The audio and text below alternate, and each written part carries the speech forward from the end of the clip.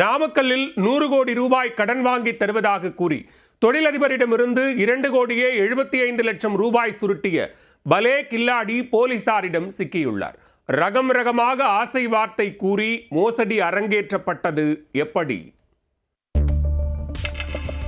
100 கோடி ரூபாய் கடன், அதுவும் குறைந்த வட்டியில். இப்படி ஒரு பெரிய தொகை கடனாக கிடைக்கப் போகிறது என்றால் தொழிலை விரிவுபடுத்த நினைக்கும் யாருக்குத்தான் ஆசை வராது? அப்படித்தான் நாமக்கல்லை சேர்ந்த தொழிலதிபர் ஒருவருக்கு ஆசை தூபம் போட்டு காட்டப்பட்டுள்ளது. ரகரகமாக பொய்களை கூறி 2.25 கோடி சுருட்டப்பட்ட சம்பவத்தின் பின்னணி என்ன? நாமக்கல் மாவட்டம் பள்ளிப்பாளையத்தைச் சேர்ந்தவர் 40 வயதான அருண். டெக்ஸ்டைல் நிறுவனம் நடத்தி வரும் இவர் தனது தொழிலை மேலும் விரிவுபடுத்த திட்டமிட்டிருக்கிறார்.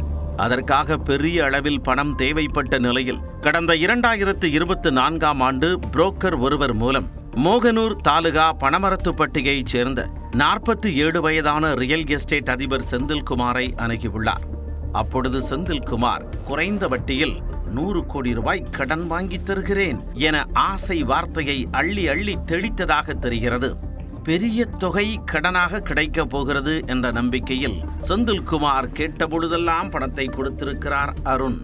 ஆவண கட்டணம், செயற்பாட்டு கட்டணம், அந்த கட்டணம், இந்த கட்டணம் என பல்வேறு காரணங்களை கூறி கொஞ்சமாக பணம் பெற்ற செந்தில்குமார் மொத்தமாக 2,75 லட்சம் ரூபாயை வாங்கியதாக கூறப்படுகிறது.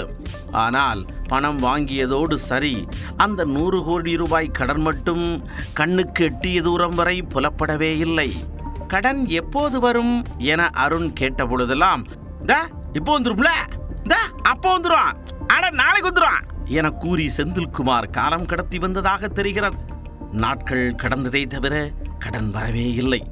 ஒரு கட்டத்தில் பொறுமை இழந்த அருண், எப்பா கடனு வேணாம், ஒன்று வேணாம், நான் கொடுத்த 2.25 கோடி ரூபாயாவது திருப்பி கொடு என கேட்டிருக்கிறார். ஆனால் அந்த பணத்தை திருப்பி கொடுக்காமல் செந்தில்குமார் தொடர்ந்து இழுத்தடித்ததாக கூறப்படுகிறது. அப்போதுதான் 100 கோடி கடன் என்ற பெயரில் தன்னிடம் பண மோசடி செய்யப்பட்டதை அருண் உணர்ந்திருக்கிறார். இதையடுத்து கடந்த 24ஆம் தேதி நாமக்கல் மாவட்ட காவல் கண்காணிப்பாளர் யாதவ் கிருஷ் அசோக்கிடம் புகார் அளித்துள்ளார். எஸ்பி உத்தரவின் பேரில் மாவட்ட குற்றப்பிரிவு போலீசார் விசாரணையை தொடங்கினர். விசாரணைக்கு பின் ரியல் எஸ்டேட் அதிபர் செந்தில்குமாரை போலீசார் கைது செய்தனர்.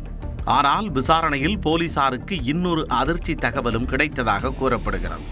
அருணிடம் மட்டுமல்ல, இதே பாணியில் பலரிடமும் பல கோடி ரூபாய் பணத்தை பெற்றுக்கொண்டு செந்தில்குமார் மோசடியில் ஈடுபட்டிருக்கலாம் என தெரிய வந்துள்ளது. அது குறித்து செந்தில்குமாரிடம் மாவட்ட குற்றப்பிரிவு போலீசார் தொடர்ந்து விசாரித்து வருகின்றனர். 100 கோடி ரூபாய் கடன் என்ற ஆசையை காட்டி 2,75 லட்சம் ரூபாயை ஆட்டையை போட்ட ரியல் எஸ்டேட் அதிபர் கைது செய்யப்பட்டிருப்பது அப்பகுதியில் பெரும் அதிர்வலைகளை ஏற்படுத்தியுள்ளது.